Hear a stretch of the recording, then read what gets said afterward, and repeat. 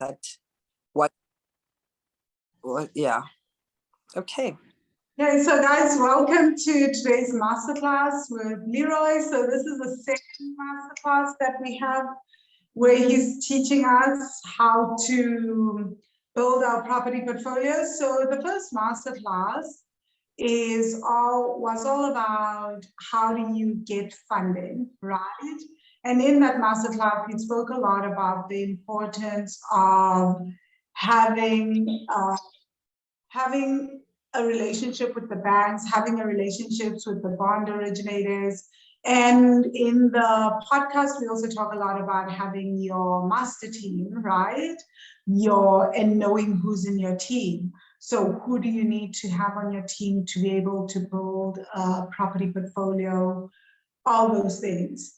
So this is where Leroy comes in, and he is going to teach us all about that today. But as Mizo mentioned, she wants to just have a quick chat about deal number 5 and explain what the delay is and what's been happening and how we are pivoting. So you can go for it, Mizo. Good evening, everyone. Tough times, hey? I hope you are all warm where you are. If you are in South Africa, it's winter time. If you are in the Republic of Cape Town, which is not South Africa, I'm sure the weather is different. So deal 5, guys, we have been waiting on deal 5. I've had a journey with deal 5. This is when Leroy will tell you property investing will teach you patience and will teach you all sorts of other emotions that you didn't know existed. So the journey has been, first and foremost, what we promised with deal 5 was that we would do a short deal because there were specific investors who specifically asked for a 6-month deal. That's all they could afford to stay in the deal. They wanted their money into a deal, but they wanted to borrow their money to a lender that can return it in 6 weeks, right? So, hi Penny, good to see you. So, deal 5, the journey has been talking to people who are flipping. That means they would borrow the money for a short while, buy a property, use some of it to refurbish, and return it before the end of the year. So we would borrow them so that we have a return on investment within the 2022. I have gone through 3 flippers, 4 now. This is the 4th one that I just spoke to this afternoon to check if their deal is going through or not. So we don't have a deal 5. That deal is off. The flipping deal is off. And Vangile and I had a chat last week about what is worth the while for people. Do you still want your money to be sitting in the bank? That's not how we roll here. We are investors. You don't keep money in the bank where it's not any interest. So we're going to have to pedal back and do a deal, whatever deal that is on the table. And we'll let you know because there is a deal in the pipeline. And we are just finalizing the details on the back. So deal 5 is off, flipping deal is off, short deal may be off. We are going to find a deal where your money is going to work. That is the direction we're taking now because we have tried to wait for a short deal. That's not happening. But we really don't want to keep your monies in the bank or in Stockfella because it's not earning money. And if we get to October and you still don't have a deal, lost opportunity, that's not how we do Stockfell. Stockfell is an in place. So that's the announcement, and we hope to get back to you. So we will have an update for you so that we can tell you about what's happening on deal 6. Leroy, I don't want to take your time. Deal 5, because we still don't have a deal 5. So the original deal 5 that we had isn't working, but we're working on another deal 5, guys. An alternative. Yes. Right, and also I won't lie, I feel like when deals take this long, we also don't know if like we'll get the money back in exactly 6 months because there's so many hiccups, right? Absolutely. So that's something that Mizo and I have been looking at, is like, can we invest in this? It's always going to come back. As you guys have heard the last time, it was about due diligence, and that was our biggest concern. Here, it's still the same thing. Like, we're still asking for more documents. So that's also that's actually been part of the holdup, is that the documentation given, the things that were given, they just not giving us a sense of people's money will come back in 6 months. Absolutely. Absolutely. So, And oh yeah. It's unfortunate. We could go do something risky, but it wouldn't be fair to anyone. No. And one thing we've learned with Vangile, the podcast has taught us, is when something feels hard and tough and it's not coming through, leave it. Yeah. Walk. Yeah. So yeah. So that's one of our biggest lessons. And I keep telling Van, I'm like, the minute I have to check 3-4 times the due diligence, things that work really just work. They get oiled. Ask Leroy. Leroy is one person that we've invested in. And I think I spoke to Leroy at 10 o'clock on a Saturday afternoon. At 3 p.m., we were exchanging contracts.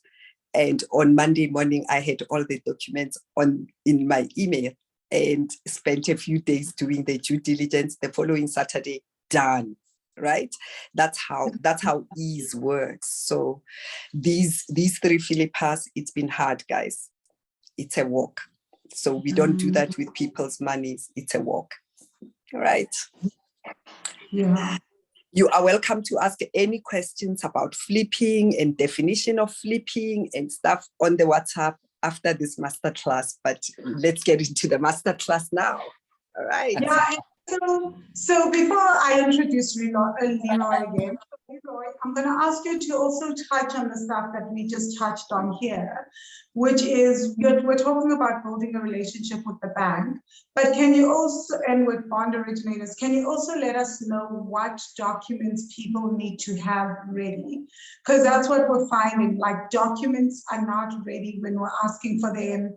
People are not providing them, and yet there's a need for funding, and it's not making us comfortable. So even for us as investors who are doing the stock out, can you please let us know what documents banks and bond originators would need, so that before you even go to get funding for the deal, you have that stuff on the ready? Because I think that's huge, right? And we're not even asking for what banks would ask for. They would ask for like 10 times more. So guys, as you know, Leroy is one of the investors that we have invested in. We funded a deal with him. We believe we'll be getting the payout to that deal in August. Oh. So your return on investment with that is 15%. Thank you so much, Leroy, for coming on board and then offering to do these masterclasses with us. Without further ado, we're going to hand over to you, Leroy. Okay, thanks, Vangile. Thanks, Miranda. Yeah, good evening, ladies. I'm not sure if there's gentlemen on here. Gentlemen, if there is, say hi. I think last time I was surprised. I thought I'm talking to 6 people and there were 50 odd people. So welcome. And obviously, thank you for investing in the deal. It helps a lot because obviously together you can do more than you can do on your own. Hence the stock. 2 is better than 1, and obviously the more people, the bigger you can go. So thanks, guys. So today Vangila asked me to talk about your team. So I'm going to put my slides up here, put a few slides together for you. So we're going to call it your power team. Now obviously if you've been in property for a while, you know that you need a power team. And those of you that have pens and notepads, I want you to write this down. You don't have to be an expert in every area of property. You just need to know an expert in every area. Right?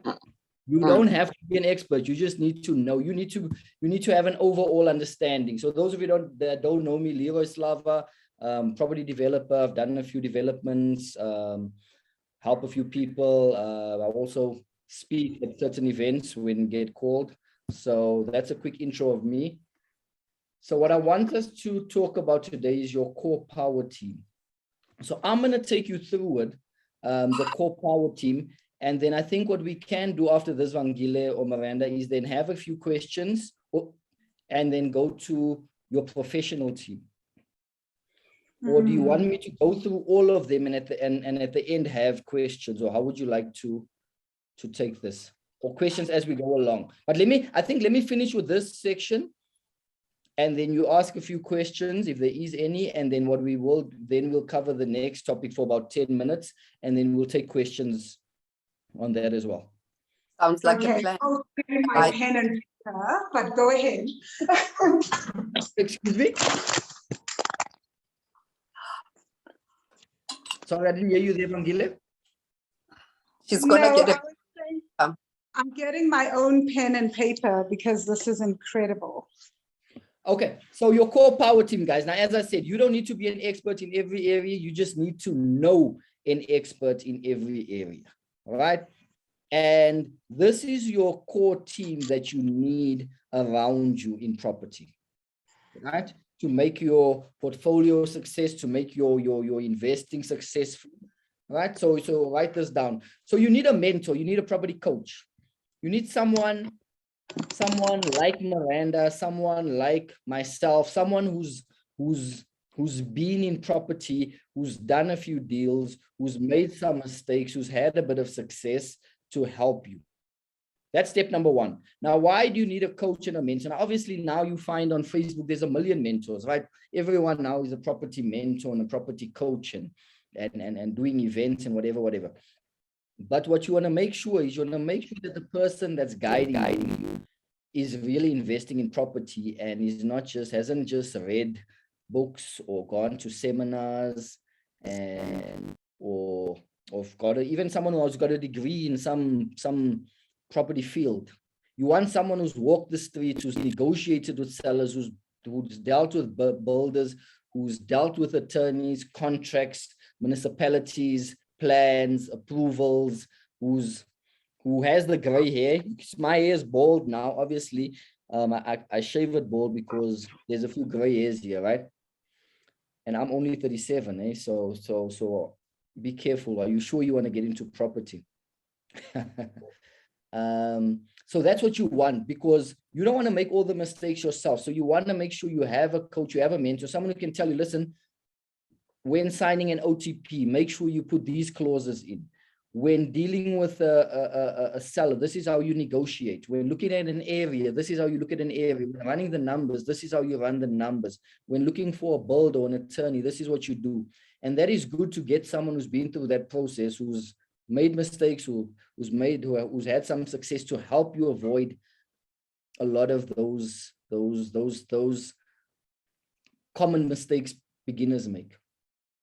Because there is a lot to it, from finding the property to negotiating to signing to the attorneys to doing the renovations to dealing with the municipality to managing the property, right, or eventually selling it. So there is a lot that goes into that, and you want to make sure that you find someone who's been through that process and they can help you there. Make sense? So we've got that. Property mentor, right? Now, sometimes you've got this person, sometimes you've got an uncle, you've got a cousin, you've got whoever in your family that can help you with it. Sometimes you don't, and you need to go look for these people, right? And that was my thing. I needed to go out and find these people, because I didn't have people in my family that were developers, that owned hundreds of properties of it. So I had to go look for them. Okay, property mentor. Right. And why is important, why I put that first, is because when you have this person helps you and can introduce you to all the other people in the power team. Because with these power team, you would prefer to get a referral than look for them yourself. I'll say that again. With the power team, you would prefer to get referrals, people that, let's say, Miranda's worked with, or someone who knows, listen, a bond originator here, this is the best managing agent, this is the best property accountant, okay? Because they can refer you to these people. Because sometimes what we do is we want to find these people ourselves. No, I want to get my cousin. My cousin just finished university. My cousin is an architect or attorney or accountant. That's not always, because your cousin maybe hasn't done many deals and maybe doesn't have the experience yet, still needs to go and do some work before they understand, or tax, help you with your tax matters. Make sure that all the power team that you get are guys that specialize in property, especially your accountant and your attorney, right? Because that's going to save you money. And sometimes we try to save money with our team and it costs us more money at the end. Because, good example, I started out buying and selling properties. I think I was 26 or something like that. And anyway, my mother did payroll for most of her life for 3M. And she says, listen, you don't need to get an accountant. The accountant costs this. I'll do your tax for you. I said, okay, cool, I'm saving. And obviously she's in payroll. I'm thinking payroll, tax, whatever. Anyway, for me, it made sense. I'm only 20, I think it's 26, 27. And she does it. That was the most tax I ever paid in my life, eh? My mother, because she doesn't know anything about tax. She doesn't know anything about property. She doesn't know anything about accounting, right? So because I tried to save with an accountant and get my mother, I thought I was saving. It actually cost me a lot of money, right? And I think we do that as Black people. We try to empower, and we try to sometimes save here and there, and at the end it costs us more, right? And then when you're starting out, we start out with the right people that know how to do the work, do it efficiently, do it quickly, and do it right. Okay, so then you need a bond originator. What the bond originator does is, now this is if you're looking for bond originator, an example for some of you is basic, would be an Uber, would be a better bond, would be a, what else? There's others out there, right? So what they'll do is they'll take you're applying for a bond, they'll take your documents and they'll go to all the banks. Now, what most beginners do is they go to their bank. So I bank with Nedbank. I'll go to Nedbank and you do not necessarily get the best rates from your bank. Okay. So what happens is that your bond originator will go to your 4 big banks plus SA Home Loans. And then they can also go to, there's a few, I see Uber goes to a few government, you can get FLISP, they go to I think it's Bank of Mercantile, Bank of Athens, commercial properties, depending on what type of property you are buying. Okay, so if you want to get a bond, you go to a bond originator. Don't go to, and it saves you time too. You give your documents to them, they go to the banks, they tell you what they need, they come back and says, ABSA gave you 10%, Nedbank gave you 9%, this one gave you this, and now you can negotiate and say, okay, but now this bank gave me this, can you come down with your rates, right? So if you want to get a bond, go to a bond originator. That is mainly for residential properties. If you're going to commercial, right, you want to go either, depending on what type of commercial property you're buying, you can also go to a bond originator, or you can go to a TAF. If it's government, you go directly to these funders, depending on what strategy you're using. Okay. Another one that a lot of people don't put in is sourcing agents. So if you guys are continuously looking for deals, it takes time, it takes effort, it takes a lot of finding these deals, right? They don't just fall out of the sky. So then you need someone who can continuously source you deals if you want to buy a lot of properties. Now, the difference between, now guys, let me know, right? I'm not looking at the comment section. Vangila, you let me know if there's questions or somewhere that I should stop in here if I'm moving fast, all right? Now, the difference with a sourcing agent and an estate agent, a sourcing agent takes a referral fee up front for bringing you a good deal where there's either cash flow or there's equity where you can flip it. An estate agent takes a commission when they sell your property, right? So that's now sourcing agencies. Now, Repeat that. excuse me. Can you repeat the difference between a sourcing agent and an estate agent? I just want to give people time to write that down. Okay. So a sourcing agent takes a referral fee up front. So they'll come with a property and they'll say, listen, Vangile, or guys, I've got this property. I can buy it for 500,000. Okay. All expenses in, attorney fees, whatever. And I can sell it for 800,000.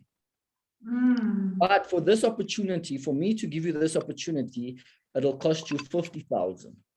I want a fee up front. Yes. Because I found it, I negotiated it, I closed the deal with an OTP, I secured it for you guys. So I'm giving it to you, you take it over, but you need to pay me for it. There's not a set fee, right? It depends. If you're gonna make 300,000 and someone charges you 50,000, some guys 20,000, 30. It depends on how great the deal is. The better the deal, the bigger the fee upfront. But now for this, you need to be a sourcing agent. You also need to be careful. Now there's a bit of legal things that come in here because you need a fidelity fund certificate, which the estate agents have, right? If you take any commission from a property, whether it be upfront, a fee, or you take a fee when you sell it as an estate agent, you need a fidelity fund certificate. Now that's tricky. A lot of the sourcing agents don't have it. You need to decide, do you really care? It's not legal to pay commission to someone who does not have a fidelity fund certificate. So that's a decision you make as the investors to say, listen, am I going to let this deal go because this guy does not have a fidelity fund certificate, or do I take it because it is an amazing deal? That's up to you. You decided. But that's a sourcing agent. Now, sourcing agents, I'm not a sourcing agent. I've never sourced a property in my life. I'm not one I know about. I've tried most of the deals I find myself. But a sourcing agent would be like actually, I have sourced a lot of properties. Sorry, on the property pick platform. It's just we've come to the platform and we've connected investors, but I mean, I've never really walked the streets, found one, and then gave it to investor. All the deals I've taken myself. Estate agent, you guys know, estate agent, rental agent. Estate agent sells your property, normally commissions between 3% to 7.5% excluding VAT. Rental agent manages your property. Okay. You guys still with me? So those are basic now. These are the basic ones. Yes. Sorry, Leroy, like everyone is unbelievably quiet. This is like a first. I don't know if that's a good thing or a bad thing, but anyway, let me. It's a good thing, we understanding. Oh, that's good. That means I'm clear. Eh? Praise the Lord.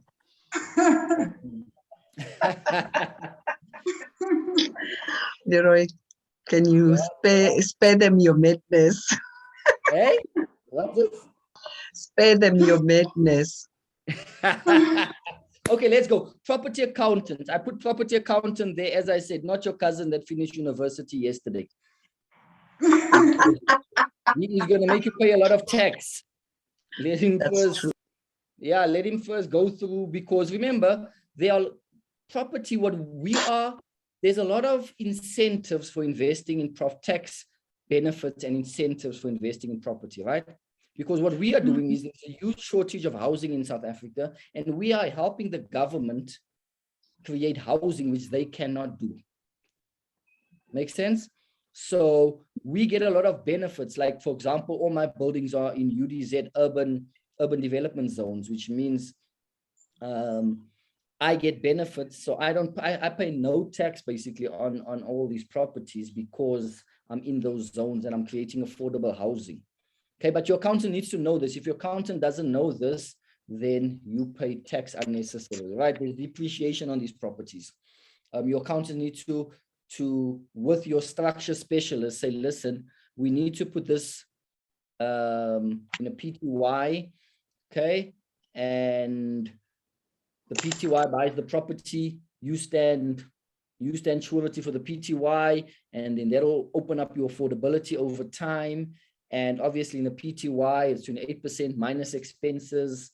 And obviously you get the tax benefits because you're creating housing. And then you can even, then it goes levels up as well, that when you have a holding company owning this company, and you got a trust owning this. Now, obviously that is investor specific. That depends on your goals. Okay.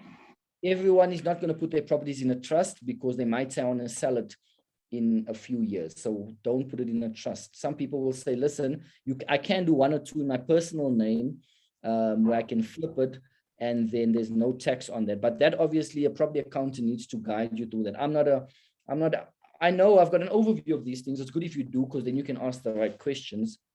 But you need to get a property accountant. If you get any accountant, they don't know what benefits and incentives there is, and then you pay a lot of tax. Preferably an accountant who also invests in property, preferably an estate agent who also, preferably a sourcing agent who also invests in property. Your coach needs to invest in property. Okay. Structure specialist obviously will tell you which entities to buy in. Okay. Tax efficiency. My English gets finished after 7 o'clock at night. Then Said it in Afrikaans. Said it in Afrikaans. Structure specialist is it? Yes, Lydia has a question. Okay. Hello. I hope my English is not depleted as well. What I'd like to know is that I'm quite curious to know how you structured your business, and like what influenced or motivated your structure personally. Okay, no, that's a good question. Thanks, Lydia. So I started out doing everything in my personal name. I started up the sheriff's auctions, and I used to buy and sell a lot of properties in my personal name. I paid so much tax with my mother as my accountant and my tax advisor. Paid a lot of tax, and I was just excited. Lump sums are coming in, and you get excited, right? In your 20s, and you buy a car, and and you don't know that at the end of the year there's SARS, financial year. So yeah, man. So that's how I started. Then I created a company. Okay. And now every property I buy is in a different company, because every property is different, right? This property I might want to keep for long. This one I might want to sell. This one might have a partner. This one might not have a partner in it. So I buy them all in different companies. And then now I've got a holding company that owns the shares in the companies that own the properties. And then you've got a trust on top that owns the holding company, and then we're beneficiaries of the holding company. So when you start buying a lot of properties and you start making a bit of money, it becomes complicated. Your admin goes up, but people think that life get easier when you have all these projects. It gets more complicated, but at least it's fun. Now you have financials for all these companies, right? You have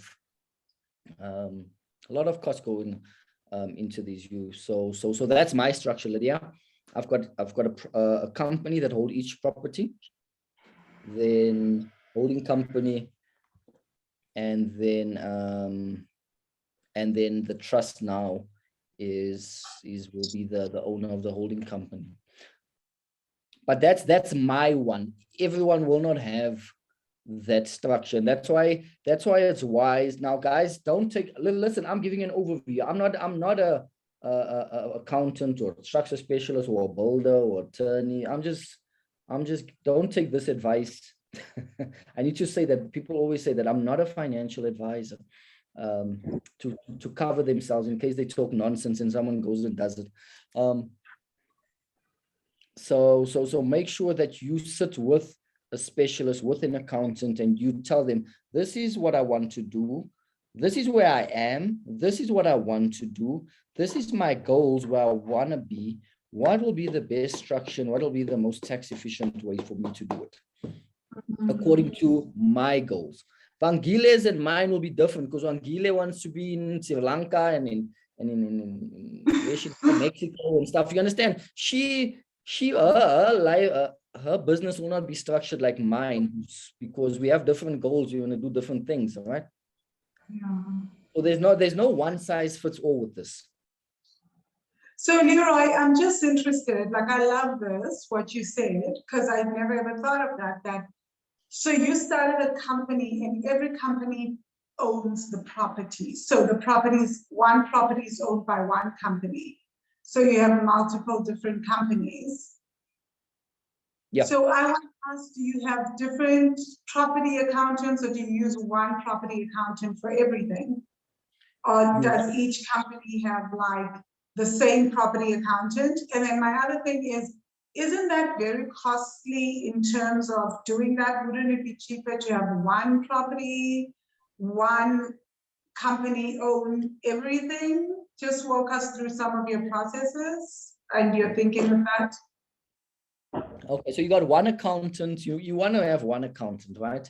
You can maybe have for your trust have an independent trustee that's an accountant or an auditor outside. You want someone to be able to check your guy every now and again as well. Yeah.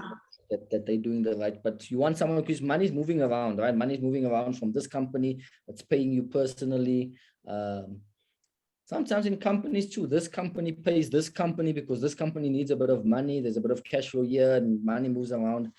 So you want one accountant to understand what's happening with all of that. And then why am I doing it? Because it separates your risk as well. Because if something happens in this company and something happens with this property, it doesn't affect all the other properties. Does that make sense? Yeah. Now, like property guys, we do our research, you have your team, you run your numbers, you make sure, but are you always going to be right with everything? Mm. No, you're not. No one on here. You do your due diligence, but sometimes, there are times when or something happens in the city and there's xenophobia and something's happened to that property, whatever, something out of your control happens. And then if something goes bad in that property and that company goes. Right. And then if you structure it properly, then at least, the fridge still stays at home and your shoes and all those things. So you just wanna there's a right word for it. I'm not getting to it. That's what I'm saying. My English is getting finished after. So that's the reason there, but it is costly, because you need I to think it's risk diversification, something like that. yes, risk management, whatever. Yeah. It is. And while you speak about that, Leroy, it brings us to the very, very critical, important thing. The reason why it's individual structuring, it's not something that you can copy from someone. Some people are married in community of property. Some are married in an antenuptial contract with or without accrual, makes it different. Some people have children that are minors, makes a difference. If you are still going to get married and you are busy building your portfolio now, you want to divide that risk from the new contract of marriage that you are entering in. So no magopiselana, it's not a cut and paste thing that you can do. You have to pay that attorney to sit down and he will ask a few questions. Very, very critical thing. Thank you for spending so much time on it. Yeah, no, that's good. That's well done for saying that.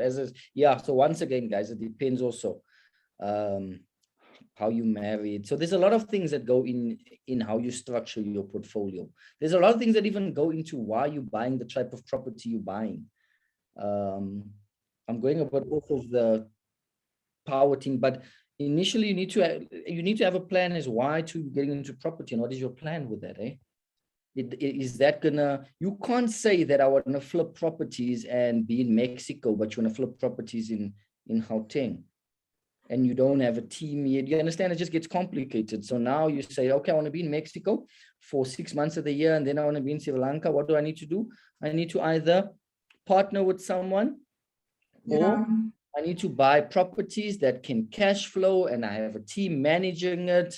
Yeah, maintenance, all of this. So it all depends on what you want to do with your life. What I'm doing might not be for everyone. What Vangile is doing might not be. You understand? You need to have a plan for your life and for your portfolio.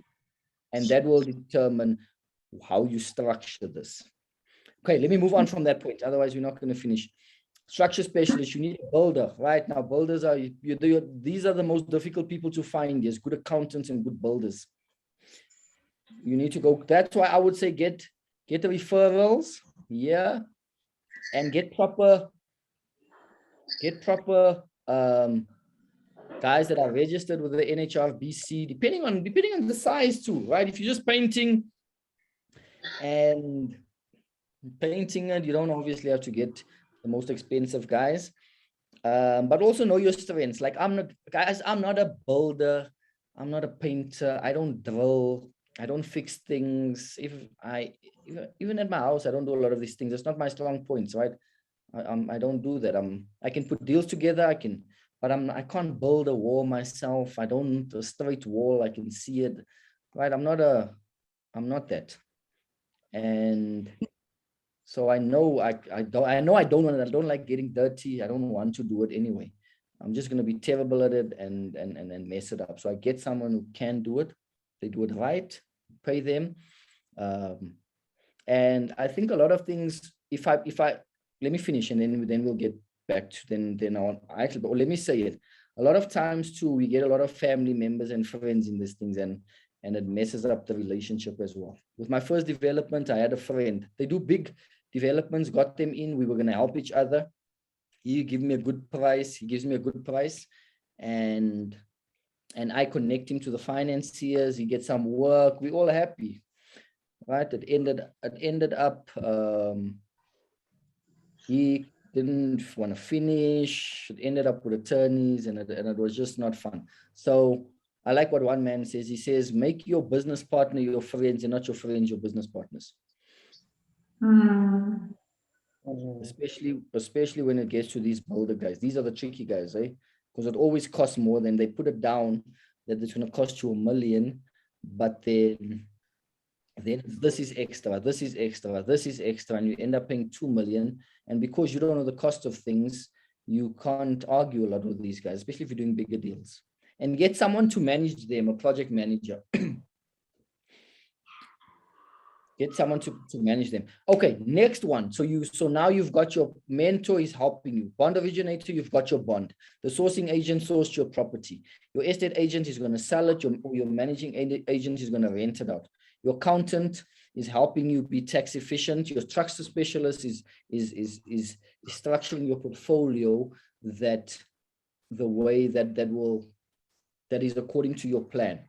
Okay, and that will make you tax efficient and avoid the risk. Okay, now you got your builders, and now you got your private finance investors. Because even if you have, let's say you can get a bond, right? You got quite a good job. You can get a couple of bonds. You get a couple of bonds for 2 million. What has happened now? You don't have any more affordability, right? So you can't get more bonds. So now what do you want to do? You need to now, but you still want to invest. So now you need to get private finance to come in. Like yourselves, that's what you guys are doing. Come together as a stokvel, money, and you invest in different deals, right? You guys are private finance investors. So you need private finance investors, because even if you get a bond, let's say you get a deal, development, it's going to be 5 million. You need 700,000 or something to put into the deal, and you don't have it. You've got 200,000. Where are you going to get the 500,000 from? Amazing deal, but you don't have the money. Are you going to leave the deal, or are you going to bring in investors to partner with? I like what one man said. He said 50% of something is better than 100% of nothing. So you rather partner with people and move forward than, and sometimes we like ownership on this, eh? We like, Yeah, me too. it's mine, it's mine, it's mine. I want to own it. And then you move slow and it takes long. It took me a while because initially I started doing everything by myself, and then you realize, listen, this is going to take forever to get to where I want to go. Yeah. So, because if you do a flip takes how many months? A flip doesn't take 6 months, guys. 6 months is a good flip sometimes, eh? Because you buy it, it takes 2-3 months to register. It registers on your name, you do a refurbishment. That takes a month if you do it well, 2 months. Then you sell it. It takes a month or something, or you sell it in that time. Then you find a buyer, the buyer buys, it takes another 2 to 3 months. That's already 6 months, and that's the perfect flip. Flip on, you understand? So now you've done that flip, but there's another deal that comes. So you understand? So yeah, I'm just telling you guys that the flip, that's a flip. Average flip is about 6 to 8 months. Yeah. Sometimes a bit longer, depending. If you do a back-to-back is you buy it, you have a buyer, or you find a buyer quickly, and the buyer pays this, the new buyer pays your seller, and that could take about 4 months, and that's a fast flip. So, but anyway, you need private finance investors. Then you need an attorney that does not just do conveyancing, an attorney that can put together JV documents, attorney that can put together private finance documents, can put together angel investment documents, that understands a bit of the structuring as well, that can help you with the structuring as well. Private finance, Miranda, you want to go? I was just saying, yes, absolutely. It's a sharp sign, that one. It's not a hand sign. Oh, that's good. Guys, on the private finance investors as well, you find 2 types of investors, right? You find two. You find an angel investor. Angel investor is like you guys. You give someone the money, 6 months or 12 months, they give you a better return than what you would get in the bank. That's an angel investor. They're not busy. They're not in the day-to-day dealings of the deal. You guys are angel investors. Then you find JV partners. JV partners are guys that say, listen, I want 10, 20, 30, 40, 50% of this deal. I'll give you $1 million, $2 million, but I want to be part of it, taking up all the risk as well. All right. So those are your 2 types of investors. And yeah, and these are, some of them are family and friends, some of them are stockpiles, some of them are banks of mommy and daddy, some of them are guys you didn't even know about, right? Someone who worked since 20 has been saving up and now has $1 million rand and just has a normal. Sometimes we look at these investors like, wow, they're just normal people. So that's your core power team. I ran through it quickly, but I think you guys understand because there was no questions. So any questions before we go into the next team? I see we got 10 minutes. Let me go into the next one and then we take questions. A quick one. Yes, Lydia? Yeah, I'm just hooking you again. Where do you normally get your investors? Cool. Investors are just people around you, like we in the network. I met Miranda at a networking event, networking event, sat at the same table with the husband, started talking. What do you do? Cool, start chatting and meeting up again at these networking events. Okay, you do that. Okay, you do that. Those are people. Sometimes it's family and friends. You know what? If you are looking for investors, what I would do personally, I would make a list of 20 people who I think has money. And I would phone all of them and say, listen, if a deal comes my way and these are some of the returns we're looking at and this is what we're doing, would you be interested? And they'll say yes or no. And that's how you get them. You phone them, pick up the phone and you call and you attend. You remember you need to be in places where these people are. You can't be a one-man show. Property is lonely. If you're not in a network, it's a lonely game. You're doing everything by yourself. Join, and you guys are already in a network. You call this is a network that you guys have. So join a network. When there's something, go there. Never get to a point where you think you know everything. When there's something where you feel, okay, yeah, there's an event, Miranda and Vangile and them are there. Buy a ticket, go hear what's happening there. And go with a plan. I always go with a plan to these things. I want to meet 1, 2, 3 people. Yeah. And I'm also not the most sociable. Sometimes it looks like it, but I'm not. So sometimes I'll go with a plan to say, listen, I want to eat Miranda tonight, I want to eat Vangile, and I want to hit this one tonight. If I've done that, then I'm good. You are so right, Leroy. The plan, eh? Yeah, you are so right. I'm not a big going out person, but my socializing is very targeted. That's what you are talking about. It's very targeted. So when I want to relax and I want to have girl talk, we go on hikes, right, with Lydia. And right now you are in a network. Some people you haven't met, but by virtue of having the common goal of being in a property stokvel, it's almost a referral because you know where to find us, you know where to find this person, and their money is in the stokvel already. When they talk about their deal, it's easy. All the 3 Philippas that I've just told you about, guys, I found them because 2 of the people that referred them had been on our podcast. The other one I just found on Facebook. He went and read my profile. I read his profile. We met on DM. We spoke. Khalas. That's it, right? So that's how you find private finance investors. Some people tell you, they come up to me and they tell me, I'm afraid to invest in property. I've got money in the bank. And I'm just like, come to the stokvel. Don't worry. Come to the stokvel while you learn. That's it. And yeah, so targeted socializing, guys. This thing of us sitting and just drinking endlessly without aim, those days are gone. You know, targeted. Some groups you socialize with them because you exchange parenting tips. Some groups we exchange property tips. That's what we do. No, that's so true. Eh? That's so true. And as I said, you guys are in the network. So when there is something like, let's say like tonight, there is something, someone will probably say, listen, I heard Leroy the last time. Man, not tonight. Especially if you knew. Hey? You knew you had everything. Now, I personally don't go to everything anymore. I first look at it and say, okay, is there something? Then I'll go, right?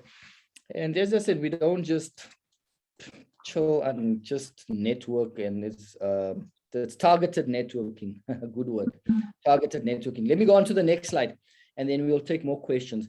Now, if you want to get into, now you're getting a bit more advanced. Now you've got your core power team. You've done your little flips with your core power team. You've done your little buy to let. You've got a multi-let. Hey, man, your confidence is growing. You're getting excited. You've got a few gray hairs now. You've dealt with builders. Now you know, right? And now you've got your professional team. This is, you want to do developments and do slightly bigger deals. But listen, a development is not just buying a building of whatever it is. A development could be you bought the house, you're building a granny flat, you're converting the garage, you're converting the house into a semi. That's a little development, right? We always make these development things sound so fancy, like it's only for. Sometimes you bought a stand and you're building 2 little flats on there, 3 little flats. That's a development, right? Sometimes developer, you see it's people like I'm a developer, and then sometimes the small things. And I like what Vusi Tembaguayo says. He says in these things, he says start small but dream big. Start small, but dream big. So now you're going into the slightly bigger deals, development deals. Now you need a project manager. And when you get a project manager, he's going to help you put together the rest of the team. Okay. Now you found a building. Let's say you found a building like mine in Boksburg. You found the building. It's 49 retail shops. So there's 7 flats. There's a school renting 18 shops. Now you say, okay, I'm looking at this. What can I do with it? I looked at it. I saw a residential village. Okay, residential village. But can I do the residential village on this property? Now, what do? I get a town planner. Why would I get a town planner? To tell me what the zoning is and what the rights are. Because I'm the guy with the vision, right? I'm the guy with the vision. Now, these people are the people that help you put your vision together and tell you if you can do this, right? If you can do what you want to do, and they'll help you implement. That's all I do. I'm the visionary. These guys put together the project. So I come, I say, listen, all these shops I want as flats because it's a nice, secure little village in the inner city. I see play areas. I see patios. I see people in there. Town planner says, listen, Leroy, yes, you can, because it's zoned business 1, you can do this. Or no, Leroy, it's zoned res 1 or res 2, you cannot do this. Okay. I say, okay, now the town planner comes in. Then from the town planner, now you get an architect. The architect puts together a basic drawing that says, you get the existing plans. The architect looks at the existing plans and says, okay, we can put 50 flats in here if we do it this. She works it out. And then now you say, okay, cool, we can do it. You take that plans to a quantity surveyor. A quantity surveyor. Now, guys, I'm jumping. They're not in this order here, but you guys take a photo of this so you know who they are. The architect says, okay, you can do this, but the architect hasn't gone into detail. Your quantity surveyor costs this and says, listen, to get these 50 units, Leroy, it's going to cost you 15 million to get this to your vision, to your dream. I say, okay, 15 million, right? So now this tells me if I get 50 flats, now the drawings are there. There's 22 bedrooms, there's 21 bedrooms, and there's 10 bachelors. A bachelor you can get for about 3.5, a 1 bed for about 4.5, depending on the size, a 2 bed about 5.5, 6, depending on the area, depending on what you can get. Okay, if I take all of that, that gives me 300,000. Right? If I finance this, can the income from that pay back my bond, cover my monthly operating expenses, and is there a cash flow at the end? Now you've got all of that information, right? The engineer comes out, structural engineer says, okay, the structure is solid. It was built in the 1980s. You don't have to worry about that. Foundation looks good. Your engineers, you get your fire engineer to look at your drawings and see how it looks, how you can be fire compliant. And then now you contact the bank. You say, listen, we've got this. You know that it's inner city. You know which banks look at inner city. You've got a relationship with your GPFs, your Tufts, your whatever it is. You say, listen, guys, this is what I've got you. What do you think? Are you guys going to finance it? They say, yes, Leroy, we're going to finance it. They put it in their spreadsheets. Their spreadsheet says, Leroy, your costing is too high. Okay, to get this to 15 million is too much. You need to get it down to 13 million. I say, oh, man, can you lower your interest rates? They say, no. I say, okay, back to the quantities of here. He sees what he can move around, what he can take out, right? He gets it out. The bank approves it. Then it goes to, now you put it out for tender. 6, 7 contractors come who knows how to do these. There's the contractor. They know how to do the construction. They've done conversions. All right. You always get contractors who've done similar types of projects, not just someone who says he's a contractor. Has he done a conversion project? because doing a conversion is a bit more difficult than just building a new building. New building is you take the drawings, there's nothing there, and you build it according to that.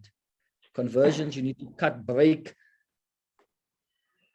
configure, make this work. You find, as you dig in the ground, you find extra things that you didn't know was there, things in the walls and stuff, and you need to work around all these things.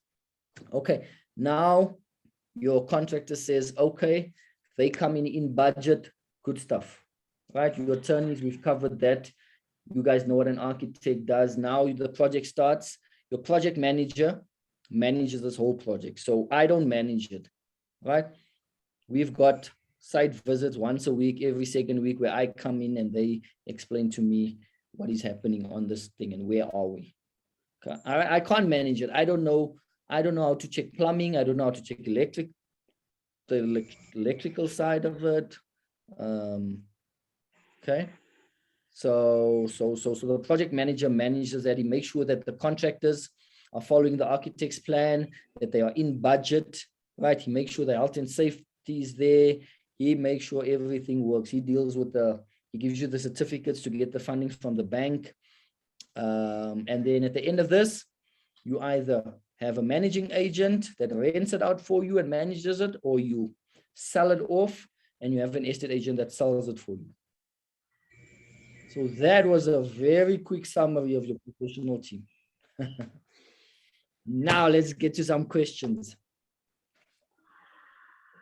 Yeah, no, we love it, Leroy. Latia says that you're doing business with ease. Anyone else have questions, guys? You can just lift your hand or you can type in the chat box.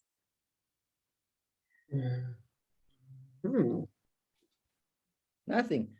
Yes, No questions. I must have been, today I think I've been on my best day, Miranda. Yeah, you were. You were actually. Normally there's Leroy, what are you talking about? Leroy knows this. You should have. Absolutely. And I think the hardest thing is when you think, when you start, where am I going to find these people? We do it by referral. There's no one that I know that wasn't referred to me. I even have, I don't know about you, Leon, I even have a bond originator, a female bond originator, male. And then there's another bond originator that I call, he's a mastermind. He innovates, he plays the banks against each other. He's the best, like he's crazy like that. So you even have versions of who to use and when to use them. Yeah. So Lydia and Penny have, let's hear Penny. Lydia, can we give Penny a chance so that we'll get back to you? I don't have a question per se. I just want Leroy to go back to the question Vangile asked about what documents do you need to have when you're looking for funding? Okay. Documents that you need, right. Firstly, thanks, Penny. For funding, especially if you're into the big deals, they fund you because of this team? Yeah. Banks fund you for these projects, not because of, they look at you, but they fund you a lot because of who these people are. Because they know these people are going to do the work. They know you're not going to do the work. They know you are not a professional. You don't know how to do the calculations. You don't know how to draw drawings. You don't know how to build a wall. You don't know how to do tax. You don't know how to be healthy. You don't know anything, right? You are not the expert here. So they fund you. So this team is so important that if you got a rubbish team, you won't get any money. That's true. That's true. Because when they are like, send us your balance sheet of company X that you are buying in, then that balance sheet must come out, guys. You can't bring it on an exercise book page. It must come out. It has got the right signature. When was this done? Okay, do you have management accounts for 3 months or for the past 3 quarters? Then your accountant produces it and it comes straight from the accountant's table to the bank. That's it. So that's one of them. When a deal is important, that OTP that's signed, is your first document that they are going to ask for. What are you buying? At what price? Where? Right?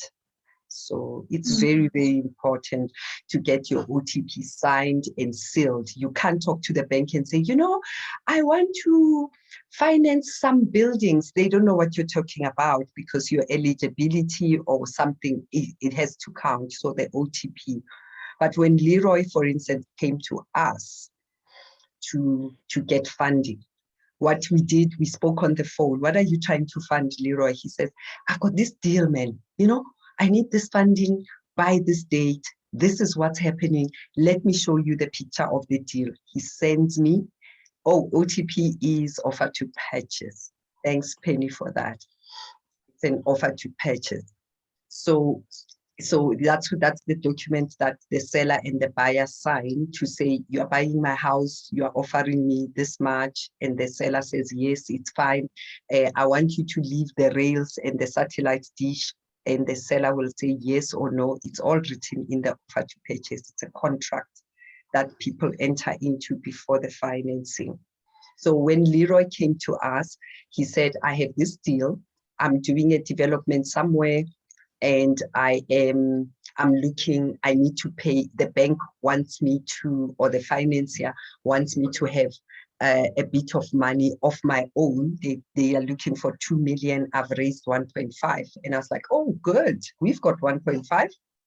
So I was like, show me the deal. That's how we borrowed him money. We don't just say, oh yeah, okay. No, he must show me the deal. It must have an address. I must know exactly where it is, exactly what he's doing with the money. How long is our money going to be in there, Leroy? And he says, look, I've got a signed deal. This is the money they are giving me. This is the top up, the equity that they want me to bring in. I must put my own skin in the game.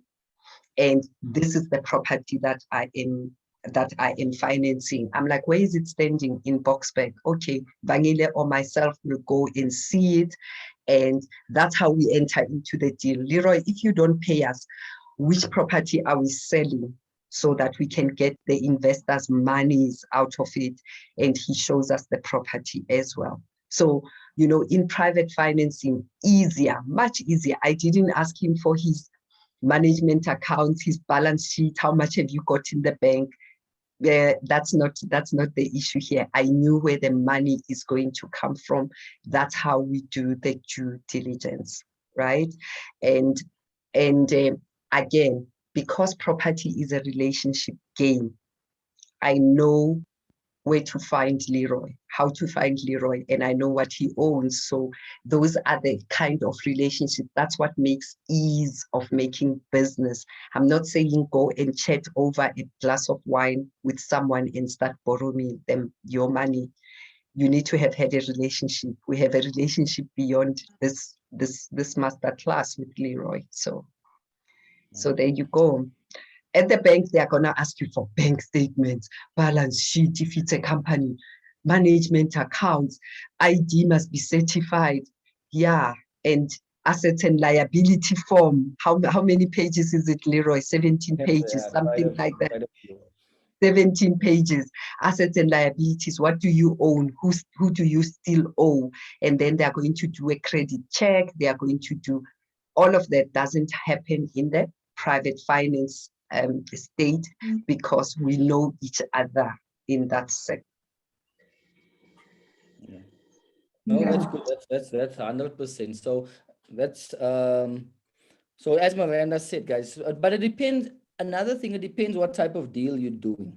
If you're doing a basic, you're buying just one house, family house to rent out, or flat, or townhouse, or you're doing a flip, you need your basic. You obviously need your offer to purchase, as she said, and then they'll do those forms. If it's in a company, they'll want the financials. Some will want 2-3 years financials. If it's a new company, then use the surety for that company, which you obviously want to buy them in that company. And then it's basic, your ID, and they do credit checks on you. So those are your basic things that whichever property you buy, that is what they look for, the banks. So the banks will look for those basic things, like you bought your house that you live in now, or like when you want to rent a property, some of you are renting, the same documents they want for that. If you are doing a development deal and you want funding, then they'll want those things that I told you, plans, costings, the OTP, who you are. For one bank even came to my house. They came to see where I live. They came to my house. I never knew that. Came to my house. Where are you? I said, yeah, okay, I'm gonna come out. They didn't even come into the house or the yard. They just came out. They took a photo of me standing in the driveway and they left. Hi, Bo. Yo. Um, Somebody has a question, Leroy. She's the one that uses the Wealthy Money account. So Numisa says, if I buy to rent, how do I then go about private funding? Is there a long-term plan? No. Buy to rent. Oh, okay. yeah, it depends how you're gonna get the money back. So if you take private finance, let's say, let's use simple numbers. You bought a property for $1 million, you need 100,000 as a deposit. Right? You don't have the 100,000. You come to Vangelen, to the Stockfell, and you say, listen, I need 100,000. Then obviously it needs to know, fine. Either they say, listen, we give you the 100,000, but we want to own the property with you, and this is the percentage that we want, because it's a good deal. Or they'll say, listen, this is the 100,000 we give you. We want it back at 10%, 15%, 16%, whatever it is you do. And then they'll say, listen, and you know, obviously, that I want it for 12 months is obviously more ideal than 6 months, but Miranda and Vangile pushed for 6 months because 12 months gives you a bit more time. 6 months is a short time. So 12 months, you always want it, the longer you want, the longer you have it, the less stress it will be on you, right? Then you can do it longer. And then you know that, but then you know, okay, in 6 months, I can either refinance the property or this is happening, or if I take the rental for a year, it'll be more than 100,000 or whatever way. There's different ways, right? Or I'll buy it for $1 million and I'm selling it for 1.5 and it's going to take me 8 months to sell it, and that's how I'll pay back the 100,000. So you must have a plan on how the money is coming back, basically. Someone else has asked the question, is there a comprehensive agency that does all? I'm not sure which all. It was asked a while ago, so maybe they were asking about. It puts together the professional team. I think they asked the question during the professional team presentation. Great question. Normally, these guys all know each other. Yeah. So your project manager will put together this team because it's good to have a project manager and an architect that's worked together, and a QS that have worked together before, and a town planner and a contractor and all these guys, because they understand the project manager knows that he's liable for this project. Remember, they have insurances too, that if the plans are rubbish, you can claim from their insurances. Yeah. And that the project manager, so all of these guys must have those insurances. And it's better to work with people that know each other and that know the bank, because then they understand how they work, and it's just easier. Your project will be better. Instead, where you find a project manager, you find a different town planner, you find a quantity surveyor, you find an engineer, you find an architect, you find the contractor, you get the health and safety guy. It's going to be a nightmare for you.